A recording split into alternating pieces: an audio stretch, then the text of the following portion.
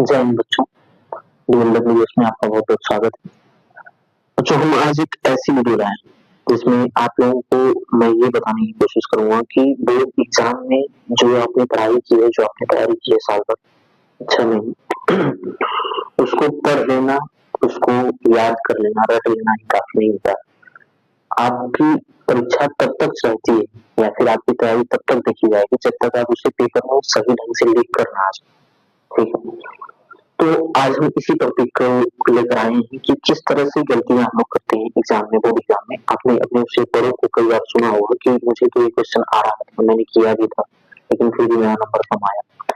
और खासकर कैलकुलेशन, खासकर हालांकि गलतियां हर सब्जेक्ट में होती हैं, लेकिन कैलकुलेशन जैसे साइंस हो गया, मैथ हो गया, इनमें गलतियां बहुत ज्यादा कॉमन होती है, बच्चों में देखी जाती है। तो ये गलतियां होती क्या है, क्या क्या ऐसी गलती है जिनको अगर हम थोड़ा सा काम करें, जिन पर ध्यान दें, तो हम लोग अपना बोर्ड एग्जाम में हर सब्जेक्ट में उतना तो नहीं कर सकते, लेकिन मैथ और साइंस का तो मैं बता सकता हूँ कि आप 10 से 15 नंबर अपना बचा ले जाएंगे अगर इन गलतियों पर अपने ध्यान दें। यहाँ पर मैंने ऐसी 8 गलतियों को कॉमन नोट किया है और आप लोगों के सामने लेकर आया हूँ, जिन गलतियों से अगर आप बचे तो आप बोर्ड एग्जाम में अपने 10 से 15 नंबर आसानी से बचा सकते हैं। चलिए एक एक करके हम लोग उन गलतियों को समझेंगे जिनको हम लोग कॉमनली पूर्व के बच्चे करते आए हैं, लेकिन हम लोगों को नहीं करना है। चाहे किसी भी आप मीडियम हो, हिंदी मीडियम हो, इंग्लिश मीडियम हो, दोनों के लिए गलतियां कॉमन होती है। तो चलो हम लोग उसका ध्यान देते हैं।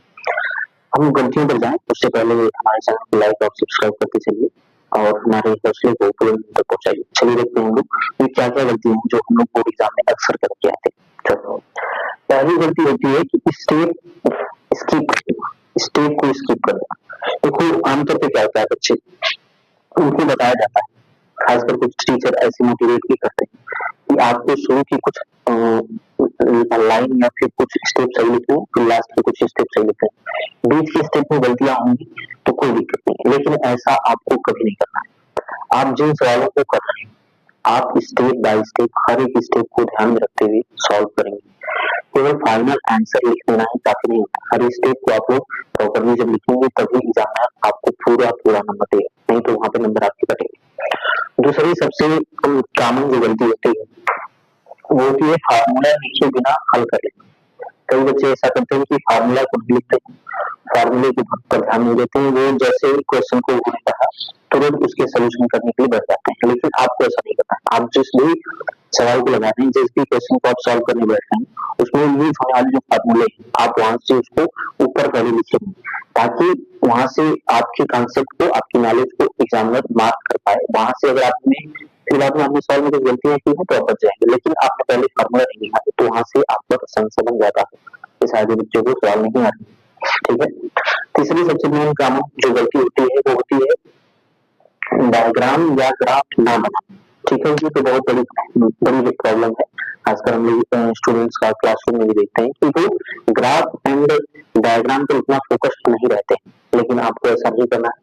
अगर आपको अपने पूरे नंबर उठाने हैं ज्योमेट्री से, तो वहां पर ग्राफ और डायग्राम पर ध्यान देने की जरूरत है। भले ही रफी रहे कोई दिक्कत नहीं, रफी में डायग्राम नहीं है लेकिन बनाई जाए। ठीक है, तो चलिए अगली गलती को देखते हैं। अगली गलती है कैलकुलेशन में गलती आती है। ये तो बहुत ज्यादा गलती कॉमन है, हालांकि इंसान से ही गलती होती है, ये तो ऐसी गलती है कि सबसे हो ही जाती है, लेकिन आपको अपनी कैलकुलेशन को सुधारने की जरूरत है। आपको जब भी आप सवाल लगा रहे हैं तो आप अपने ध्यान को केंद्रित करके सवाल को मल्टीप्लाई डिवाइड प्लस माइनस ही होता है, क्लास 10 12 में इतना ही गलती होती है। तो आप कैलकुलेशन करते समय आपको ध्यान देने की जरूरत है कि आप गलतियां कम से कम करें। ठीक है, ताकि आपके नंबर बच सके। ठीक, अगली जो सबसे बड़ी गलती हम लोग करते हैं, यूनिट और फाइनल आंसर भूल जाते हैं। ठीक है, देखो ये बहुत ही मोस्ट कॉमन प्रॉब्लम है बच्चों में कि यूनिट्स ना लिखना। जैसे आप एरिया निकाल रहे, वैल्यू निकाल रहे, यानी कि आयतन या क्षेत्रफल निकाल रहे, तो वहां पर उसकी यूनिट ना लिखना, उसकी इकाई ना लिखना, उसका मात्रक ना लिखना। जैसे अगर आप एरिया निकाल रहे हैं, तो एरिया निकालते समय इसकी यूनिट होती है सेंटीमीटर स्क्वायर। आप वैल्यू निकाल रहे हैं, आयतन निकाल रहे हैं, तो वहां पर इसकी यूनिट क्या होती है, इसकी यूनिट है सेंटीमीटर क्यूब। यदि क्वेश्चन सेंटीमीटर में दिया होता, यदि मीटर में रहेगा तो मीटर क्यूब, मीटर स्क्वायर हो जाएगा। तो यहाँ पर जितने भी स्टूडेंट्स हैं मेरी उनसे गुजारिश है या फिर उनको सलाह है कि आप लोग यूनिट्स लिखना ना भूलें। किसी भी क्वेश्चन का जिसमें आपको यूरिया, वैल्यू कुछ भी निकालना है, ठीक है?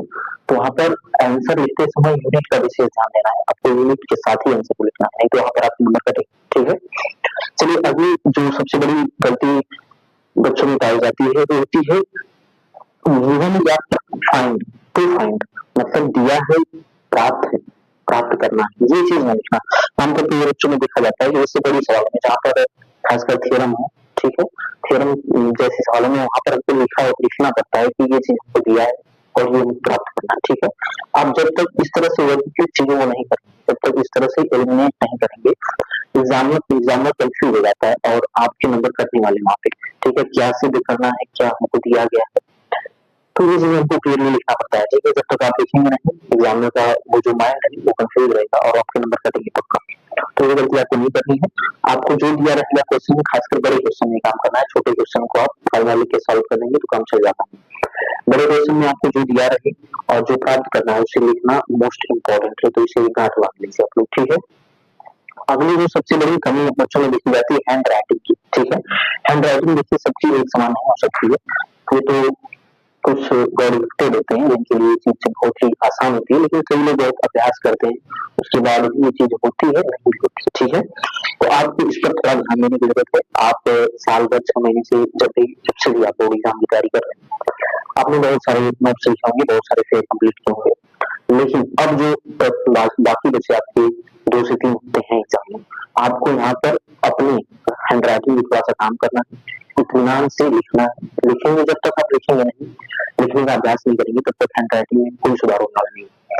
ये सोचने से कि राइटिंग वहां पे सही होगी, ये बहुत ही गलत बात है। आप जब तक अपने घर पे बैठ के चीजों को इत्मीनान से लिखना नहीं शुरू करेंगे और उस पर नहीं लिखेंगे तब तक आपकी हैंड राइटिंग नहीं नजर आती है, तो उस पर भी ध्यान देने की जरूरत है। वहां पर भी नंबर आपके कर सकते हैं, ठीक है।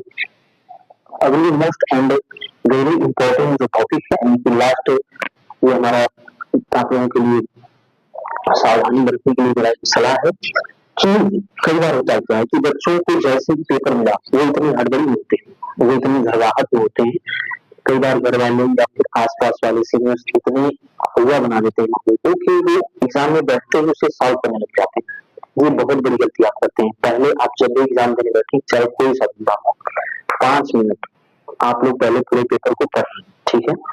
पढ़ें और वहां पर आप उन चीजों को फाइंड आउट करें जो आपको थोड़ा सिंपल लग रही है, जिनको आप देखकर ये कह सकते हैं कि मैं इसे बहुत जल्दी कर लूंगी, ठीक है। और कुछ ऐसे भी क्वेश्चन होंगे बेसिक होंगे जो आपको नहीं आ रहे हैं, ठीक है, या फिर उनको करने में आपको थोड़ी सी मुश्किल लग रही है। तो आप लोगों को पहले ये करना है कि आपको पहले 5 मिनट पेपर को पढ़ना है, ठीक है। हर एक क्वेश्चन को आप लोगों को अच्छे से पूरा क्वेश्चन पढ़ना है, ठीक है। पढ़ने के बाद आपको शुरुआत वहां से करनी है जो क्वेश्चन आपको आता है, ठीक। जो क्वेश्चन आपको बिल्कुल सिंपली आ रहे हैं पहले उसे कंप्लीट करना है, उसके बाद ही अगले क्वेश्चन में देखना। तो यहाँ पर सबसे बड़ी गलती क्या होती है लेक्चर में आमतौर पर कि क्वेश्चन आधा पढ़ना। स्टूडेंट्स की सबसे बड़ी कमी होती है खासकर बोर्ड एग्जाम में आपका, और क्लास 10 के स्टूडेंट्स के लिए तो बहुत ही कॉमन चीज है क्योंकि उनका पहला बोर्ड होता है और उनके लिए इतना माहौल क्रिएट किया जाता है कि बोर्ड एग्जाम में फलाना ठिकाना। तो आपको बिल्कुल भी इत्मीनान से ही रहना है, आपको कोई घबराने की जरूरत नहीं है। आप जैसे ही एग्जाम हॉल में जाए, आपके हाथ में जैसे पेपर आए, आप पहले जितना भी क्वेश्चन आपको दिया जाए, ठीक है, उसे पढ़िए। हर सब्जेक्ट के लिए बता रहा हूँ, ना केवल मैथ और साइंस के लिए, हर एक सब्जेक्ट का ये रूल होता है। तो आप सभी क्वेश्चन को पहले पढ़िए। जब तक आप उसे पढ़ेंगे नहीं, आपको ये नहीं दिमाग में रहेगा कौन मेरा लेवल क्या है, ठीक है। तो आपको जब ये क्लियर हो जाएगा कि मुझे इतनी चीजें आ रही है, इतनी चीजें मुझे पहले करनी है, इतनी चीजें मुझे मुश्किल है, तो वहां पे मुझे अपने क्रिएटिव माइंड का थोड़ा इस्तेमाल करना है। तो आप लोग पहले क्या करिए कि पूरे क्वेश्चन को पढ़िए, उसके बाद ही क्वेश्चन सॉल्व करना शुरू करिए, ठीक है। तो ये बहुत ही महत्वपूर्ण फिगर आउट किए गए 8 पॉइंट थे जो आपके एग्जाम में आपकी बहुत मदद करने वाले हैं। और हम लोग जो आपकी क्लास लाने वाला हूँ वो इसमें इसी तरह के टॉपिक्स या फिर इसी तरह के जो एग्जाम बेस्ड क्वेश्चन हो, एग्जाम बेस्ड टॉपिक्स हो, उनको हम लाने वाले हैं। और ऐसे ही लगातार exam related, exam based topic से जुड़े रहने के लिए हमको लाइक एंड सब्सक्राइब करें। धन्यवाद।